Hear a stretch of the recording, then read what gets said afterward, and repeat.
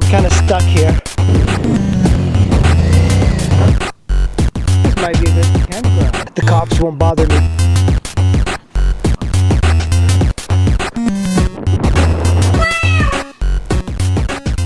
Just took my first crash here. Hey guys, I'm about to head out for a big ride. 650, as you guys can see. I adjusted the chain. We should be ready to go. For some reason, it's a little stiff, as if the brakes are hitting it, but it's fine. I'll be riding 2 up with Nalini, and we'll just be riding, meeting a couple of people at Haymarket in Sheets. Wet everywhere.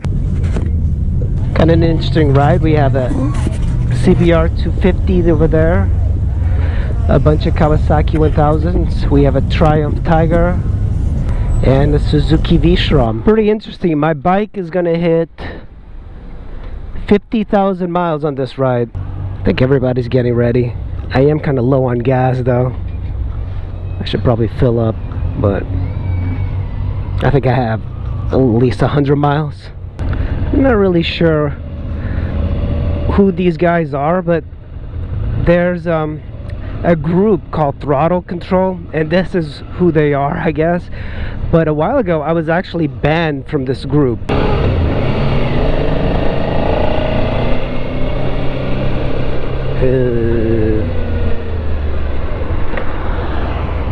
And if you're in town, like, you'll get a red light, so you have to kind of either choose to run the red light or to wait it out. I just decided to wait it out because this is really going to be the only light, especially if they take back roads. This is always pretty dangerous to ride with a group that you don't know, and I really don't advise on riding with groups that you don't know, because you never know how reckless they are. These guys, they seem to be pretty good. I can tell from their riding that they're not going to be overly aggressive, and I think that's the sort of groups that you want to ride with. You don't want to ride with people who blast out on the highway. And this group seems to be pretty good. They're the Throttle Control, which is a cool name for a group, Throttle Control. It's kind of silly to have the vests with the emblem, but whatever. I think it's good if you can manage to get a group. Just be careful when you're riding with a group that you don't know. A lot of times, like, you don't know their experience, and there could be a couple of douchebags and asshats in the group. You can tell that the guy with the white helmet doesn't have a lot of experience. He, you know, normally when you ride on a straight road like this, you ride staggered. So if I ride to the left of the lane, the rider in front of you is to the right. If I'm on the left, and so on. Like, you ride staggered just in case somebody hits their brakes and you have a little bit more braking space, so you don't go crashing into the guy in front of you. This is that road that I came in last week. It's a really fun road.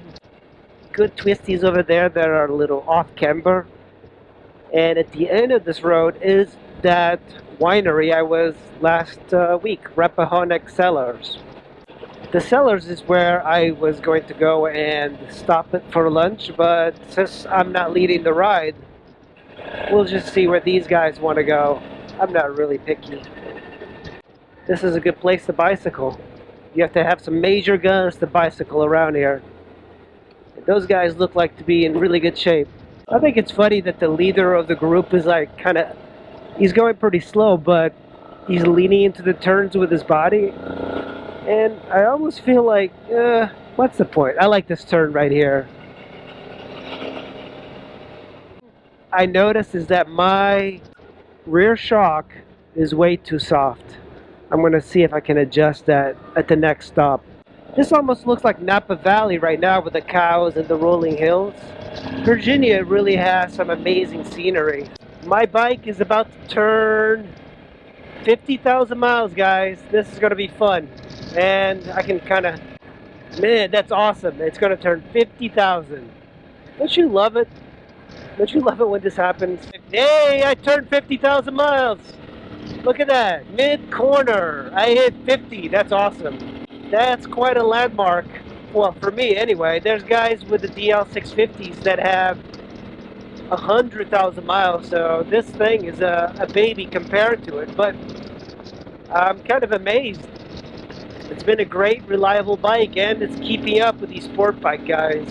Well, I need to pee, and I need to fill up with gas, so I hope these guys make a quick stop. And it's starting to warm up, and I got my liner still in the jacket. I need to fill up. I need to go to the bathroom, and I really hope this guy stops at a gas station soon. Well, I made a little bit of a mistake, guys. I did a very beginning sort of mistake. I did not fill up at the gas station where we met. Very big noob mistake. So it ended up being that I rode the group. I thought I had enough gas, but it turns out they're going into the George Washington National Forest, and there's no gas stations nearby. So like a noob, I had to turn around and go to Front Royal. That's where I'm heading now, and put gas. This is something that annoys me about group rides, is that there's always the guy that's not ready and is not full up with gas. It turns out that was me today. Well, I got gas, and I am ready to see if I can find those guys. And it's starting to be very pretty with all the flowers and stuff like that. As you get closer to the river, because the river runs along this road, there's a lot more traffic, so be careful because you don't want to run anybody over.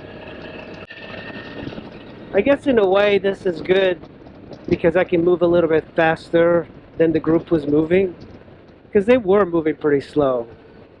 And I generally like to go a little bit faster, not too much. It's not like I'm forced to go at the speed that they were going, but it's kind of rude to pass the leader of the group. I think that, you know, oh come on, that's a perfect spot for you to pull over, man. No, you're not pulling over? Yeah, if this guy is not going to pull over here, then he's not going to pull over anywhere. This is right off Route 678. Aw, look, an otter. Very dangerous, narrow road, so you have to be a little careful. Ooh.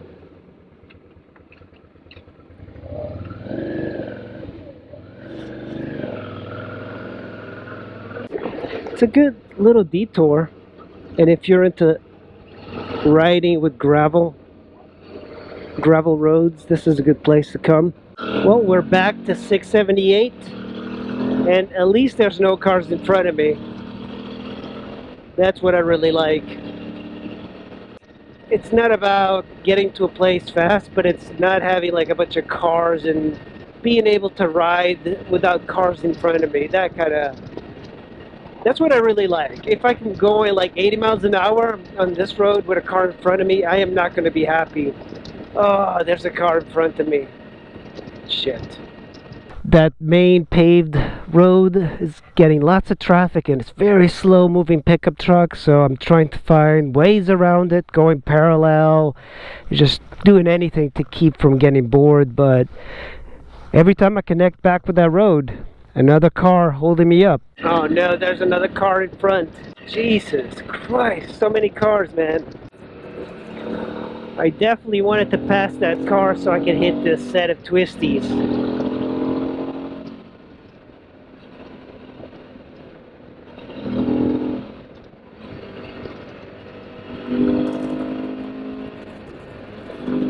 Going uphill is a little easier than going downhill, I think. This is a pretty interesting area because there's a turn up ahead that's 5 miles an hour, and it's very close to being pretty accurate.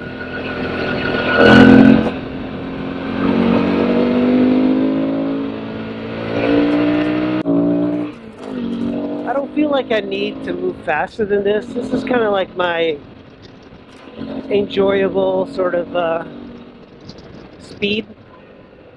A lot of people feel this is too slow, but for me, I really think this is a good happy medium. Here's the 5 mile an hour turn, as you can see right here.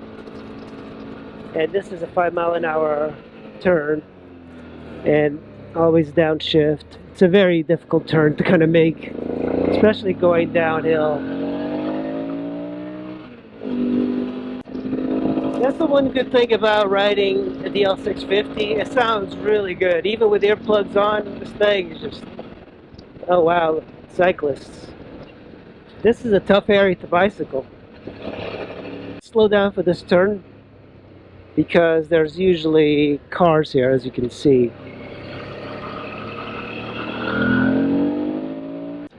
Motorcyclists don't know how good they have it when these cyclists have to pedal up this damn mountain. It's incredible. It's very steep. You probably can't tell from the video.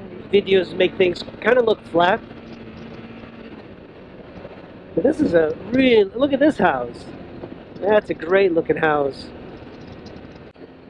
This is a tough road, man. These guys have some major muscle.